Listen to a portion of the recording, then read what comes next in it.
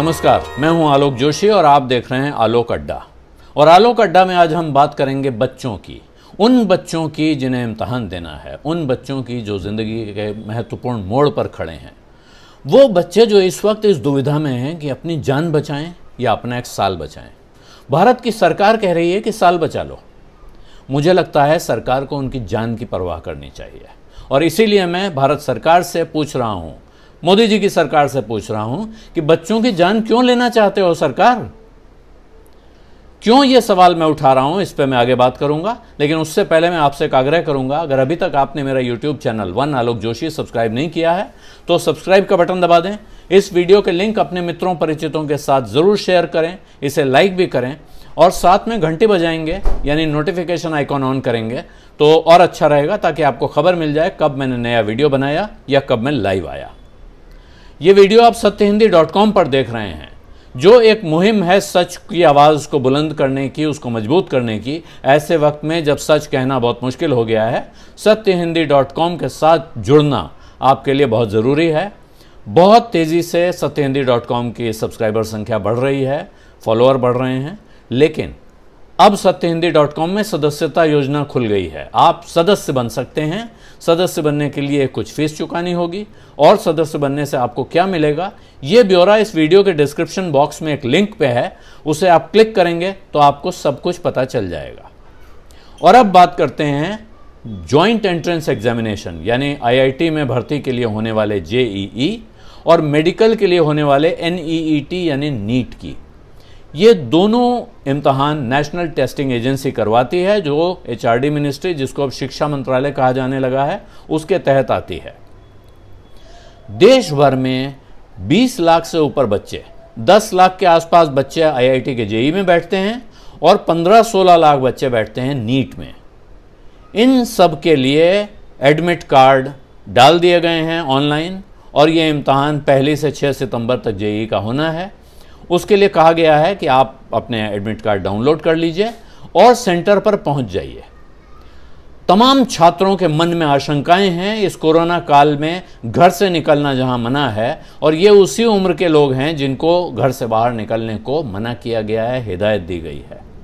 सवाल यह है कि सरकार को ऐसी क्या आफत आ रही है, सरकार क्यों नहीं टालना चाहती है इस परीक्षा को? एक बार टाली गई है परीक्षा, जनवरी में इसका पहला राउंड हो चुका है, JEE का मेंस इम्तहान का पहला राउंड हो चुका है, जिसमें लगभग 7.5 लाख बच्चों ने इम्तहान दिया था। अब मेंस का दूसरा राउंड होना है और उसके बाद उसका एडवांस स्टेज का इम्तहान होना है। मेरे पास, इससे पहले कि मैं कुछ और कहूँ, JEE में बैठने वाले एक बच्चे ने मुझे कुछ भेजा है। उसने इंग्लिश में भेजा था, मुझे उसका हिंदी में तर्जुमा किया मैंने, और अब मैं आपको उसकी बात पहले सुनाता हूँ। शब्द उसके हैं, भाव उसके हैं, सिर्फ आवाज़ मेरी है। उनका कहना है कि आपको JEE के और नीट के दोनों के इम्तहान टाल देने चाहिए। क्यों टाल देने चाहिए? इसके लिए वो 5 कारण गिना रहे हैं। पहला कारण, NTA का दावा है कि 99% छात्रों को, 99% स्टूडेंट्स को वो एग्ज़ाम सेंटर मिल गया है जो उनकी पहली प्रायोरिटी था या जहां से वो एग्ज़ाम देना चाहते थे। लेकिन ये कहते हुए NTA ये नहीं बता रहा है कि ये सेंटर बहुत से मामलों में उस छात्र के घर से या जहां वो इस वक्त रह रहा है वहां से 300 से 400 किलोमीटर की दूरी पर हैं। कुछ मामलों में 500 किलोमीटर तक का सफ़र करना पड़ेगा उस इम्तहान में बैठने के लिए छात्रों को। और अगर आप किसी को फर्स्ट शिफ्ट में बुला रहे हैं, फर्स्ट शिफ्ट एलोकेट हो गई है टेस्ट के लिए, तो सेंटर पर रिपोर्ट करने का टाइम है सुबह 7:30 बजे। सुबह 7:30 बजे आप समय पर सेंटर पर पहुंच जाएं। इसके लिए आपको ऐसी जगह होना पड़ेगा जो उस सेंटर के बहुत नज़दीक हो। यानी या तो आप किसी होटल में रहने का इंतज़ार करें, आपके उसके आसपास आपके कोई रिश्तेदार रहते हो, आप वहाँ जाके रुक जाएं, या आप अपने घर से सुबह 3 बजे निकलें, 1:30 बजे निकलें, या पिछली रात को ही चल दें, या पिछली शाम को ही घर से निकल चलें अपना सामान बोरी बिस्तर समेट कर, ताकि सुबह बच्चा समय पर पहुंच सके। ये दोनों रास्ते आसान नहीं हैं, इनमें से एक बहुत महंगा है और दूसरा बहुत मुश्किल है, ख़ास तौर पे इस वक्त जबकि कोरोना की वजह से लॉकडाउन लगे हुए हैं और न ट्रेन चल रही है न बस चल रही है, पब्लिक ट्रांसपोर्टेशन बंद है, दिल्ली शहर में, मुंबई में मेट्रो भी बंद है। यही इम्तहान अगर नवंबर में हो या कुछ समय बाद हो, ख़ासतौर पे देखते हुए कि अब कोरोना की रिकवरी की संख्या बढ़ रही है, प्रकोप घटता हुआ दिख रहा है, तब तक शायद लॉकडाउन खुल चुका होगा, पब्लिक ट्रांसपोर्ट उपलब्ध होगा जो सस्ता भी होगा और आसानी से इस्तेमाल भी किया जा सकेगा। दूसरी वजह फिर वही वजह पहुंचने की, देश के अनेक हिस्सों में बाढ़ आई हुई है, गुजरात में, बिहार में, यूपी में, राजस्थान में, और आपने अभी हाल में तस्वीरें देखी होंगी गुड़गांव के, वहाँ पानी भरा हुआ है, बाढ़ आ रही है, पानी भर जाता है। ऐसी स्थिति में, और हाल की एक खबर गुजरात से उसी बच्चे ने मुझे भेजी है कि गुजरात में सीईटी का इम्तहान हुआ, उसको देने जाने की कोशिश में एक बच्चे की और उसके पिता की जान चली गई। सोचकर डर लगता है कि सिर्फ सेंटर पहुंचने की कोशिश भी जानलेवा हो सकती है। इसके बावजूद सरकार कह रही है नहीं, जाइए इम्तहान दीजिए। तीसरा, अभी हाल में जितने इम्तहान हुए हैं, अभी हाल में कई इम्तहान हुए हैं, आप लोगों ने भी तस्वीरें देखी होंगी, लेकिन उस बच्चे ने हमको याद दिलाया है और क्रोनोलॉजी में ऑर्डर याद दिलाया। क्रोनोलॉजी सुनिए, उसने कहा पहले केरल का सीईटी, फिर कर्नाटक का सीईटी, कॉमेट के एग्ज़ाम और गुजरात सीईटी, एक के बाद एक अनेक उदाहरण हैं कि सोशल डिस्टेंसिंग का पालन नहीं हो रहा है, लोगों के बीच सेंटीमीटर्स में दूरी नापी जा सकती है, 6 फीट का डिस्टेंस तो भूल जाइए। तो फिर इस सरकार पर आज कैसे भरोसा करें कि वो जेईई और नीट में सोशल डिस्टेंसिंग का पालन करवा लेगी? कोई लक्षण तो अभी तक दिख नहीं रहा है कि पालन करवाया जा सकता है। और ये भी ध्यान दीजिए कि इन इम्तहानों में जो अभी तक के इम्तहान हुए, इनमें किसी में 2 लाख, किसी में 3 लाख, 2 से 3 लाख के बीच कैंडिडेट हुआ करते थे, जबकि जेईई में 10 लाख और नीट में 16 लाख कैंडिडेट होने हैं। सबसे बड़े इम्तहान है ये। चौथी, सुनने में मामूली लगेगी लेकिन गंभीर समस्या है। बहुत सारे बच्चे ऐसे हैं जो एस्थमेटिक हैं, जिनको दमे की शिकायत है, सांस लेने में तकलीफ होती है। ये 7 घंटे तक मास्क लगाकर कैसे बैठेंगे, कैसे इम्तहान देंगे और कैसे उनको लेवल प्लेइंग फील्ड या बराबर का मौका इंश्योर किया जाएगा? ये बहुत कम परसेंटेज हो सकती है, उस बच्चे का कहना है कि संख्या बहुत कम हो सकती है, लेकिन ये उनके साथ अन्याय तो है, और अन्याय किसी एक के साथ भी क्यों होना चाहिए जब मौका सबको बराबर का दिया जाना है। 5वां और आखिरी पॉइंट, उनका कहना है कि सरकार ने बड़ी आसानी से हिदायत दे दी है, सलाह दे दी है कि अगर आपको लगता है कि इम्तहान देकर आने से आपके परिवार के दूसरे लोग खतरे में आ जाएंगे, तो आप इम्तहान देने के बाद 14 दिन के लिए क्वारंटीन हो जाइए। लेकिन जो दूर दराज की बात अभी मैंने बताई वो छोड़ दें। मुंबई जैसे शहर में, जहाँ हो सकता है कि एग्ज़ाम सेंटर घर के पास हो, 1 घंटे के गैप पे मिल जाए, वहाँ इतनी जगह किसके पास है कि वो इम्तहान देकर आएगा और 14 दिन के क्वारंटाइन में चला जाएगा? तो आखिर जाएं तो जाएं कहाँ? ये बात हो गई उस बच्चे की जिसने ये इम्तहान दिया। अब आप कल का उत्तर प्रदेश में इलाहाबाद हाई कोर्ट का एक ऑब्जर्वेशन सुनिए। उन्होंने कोरोना के से निपटने में सरकार जिस तरह से काम कर रही है उस पर नाराज़गी जताई और साथ में कहा है ऐसा लगता है कि कंप्लीट लॉकडाउन किए बिना और कोई चारा नहीं दिख रहा है इसको रोकने का। तो एक तरफ एक हाई कोर्ट कह रहा है कंप्लीट लॉकडाउन कर दीजिए, दूसरी तरफ सुप्रीम कोर्ट ने कह दिया कि नहीं, इम्तहान हो जाने दीजिए, कोई दिक्कत नहीं है।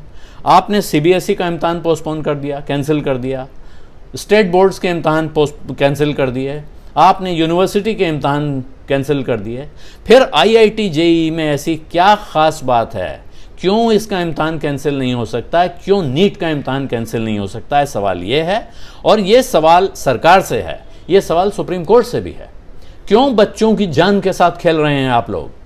क्यों इन बच्चों के ज़िंदगी की परवाह नहीं है आपको? क्या मिलने वाला है इस इम्तहान से जो उन बच्चों की जान से ज़्यादा कीमती है? कहा जा रहा है कि प्राइवेट इंस्टीट्यूशंस, जो बड़े बड़े इंजीनियरिंग कॉलेज, मेडिकल कॉलेज खोल के लोग बैठे हुए हैं, उनके लिए ज़रूरी है ये इम्तहान हो, वरना उनका धंधा कैसे चलेगा? सुब्रमण्यम स्वामी भारतीय जनता पार्टी के सांसद हैं, वो खुद आवाज़ उठा चुके हैं इसके खिलाफ। ग्रेटा थनबर्ग का नाम आपने सुना होगा, उनकी आवाज़ आई है, हालांकि उसको आप मान लीजिए कि बहुत महत्व नहीं देते हैं। तमाम राज्य सरकारें मांग कर रही हैं कि ये इम्तहान नहीं होना चाहिए। इसके बावजूद सरकार अड़ी हुई है। तो क्यों अड़ी हुई है? 1 साल बर्बाद हो जाए, ये सवाल है। मध्य प्रदेश का एक किस्सा है। एक पिता अपनी बेटी को साइकिल पर बैठाकर 105 किलोमीटर ले गए इम्तहान दिलवाने के लिए। साथ में 3 दिन का खाना पानी पैक किया, क्योंकि इस क्वारंटीन की अवस्था में आप और कहीं खा नहीं सकते हैं, कहीं खाने को आपको मिलेगा नहीं। क्या आप चाहते हैं पूरे भारत में ये हाल हो? लोग इस अंदाज में निकलते हुए दिखाई पड़े। और इस वक्त जो बच्चे हैं और जो उनके माँ बाप हैं, उनके आसपास का समाज है, वो कोरोना को लेकर इतने दिमागी तनाव से पहले ही जूझ रहा है। उनको एक नया तनाव क्यों दिया जा रहा है, ये समझ से परे है। 1 साल बर्बाद होने का सवाल है तो इस देश में कई इलाकों में कई लोगों के कई साल बर्बाद हुए हैं, राजनीतिक आंदोलनों के चलते हुए हैं। जिस जयप्रकाश आंदोलन का बहुत जिक्र होता है, बहुत नाम लिया जाता है, दूसरी आज़ादी जिसकी परिणति को कहा जा रहा था, उसके दौरान कितने लोगों के सेशन बर्बाद हुए हैं, उसका हिसाब ले लीजिए। असम आंदोलन कई साल चला, वहाँ छात्रों ने पढ़ाई नहीं की। क्या उन इलाकों में लोगों का भविष्य नहीं बना? क्या उन इलाकों के लोगों का भविष्य बर्बाद हो गया? ये सवाल है। दूसरा सवाल यह है, इस वक्त कोरोना का संकट चल रहा है, तमाम लोगों की नौकरियां जा रही हैं। जो नौकरी में है वो निकाले जा रहे हैं, जो इंजीनियरिंग कॉलेज से पास होकर निकल रहे हैं उनको नौकरी नहीं मिल रही है। ऐसे में आप बेरोजगारों की फौज और क्यों बढ़ाना चाहते हैं? किसके लिए बढ़ाना चाहते हैं? विशेषज्ञ सवाल उठाने लगे हैं कि अगर ये हाल चला तो कुछ समय बाद माँ बाप ये सोचने लगेंगे कि बच्चों की पढ़ाई पर खर्च करना है कि नहीं करना है। और इस वक्त जो बच्चे पढ़ने जाएंगे, जिनका किस्मत की बात है, जो बहुत मेहनत करेंगे, आईआईटी में एडमिशन हो जाएगा, कुछ अच्छे कॉलेजेस में एडमिशन हो जाएगा जहाँ फीस कम होती है। पहला सवाल तो यह है कि एडमिशन के बाद आप करेंगे क्या? क्या वहाँ सेशन शुरू होने जा रहा है? क्या अभी वहाँ जो लोग हैं वो पढ़ रहे हैं? अगर वो नहीं हो रहा है तो फिर ये कसरत इस वक्त करने की जल्दी क्यों है? और दूसरा, इन बच्चों को उसी रोजगार के बाजार में क्यों धकेलना चाहते हैं जो पहले से ओवर क्राउडेड है, जहां लगातार ये शिकायतें आ रही हैं कि बच्चे इंजीनियर हो जाते हैं और उनको नौकरी नहीं मिलती है। इस शिक्षा पर उनके माँ बाप का पैसा खर्च करवाने की जल्दी क्यों है? सोच समझकर ठंडे दिमाग से काम क्यों नहीं करते हैं? कोरोना के बाद पूरी दुनिया नए सिरे से सारे नियम लिखने जा रही है, तो क्या पढ़ाई लिखाई के नियम नहीं बदलेंगे? और अगर बदलेंगे तो हमें उनका इंतज़ार क्यों नहीं करना चाहिए? 6 महीने के लिए सारी पढ़ाई लिखाई बंद करके, मुलतवी करके एक नई दुनिया की तैयारी एक नए अंदाज में की जाए, इसमें क्या हर्जा है सरकार?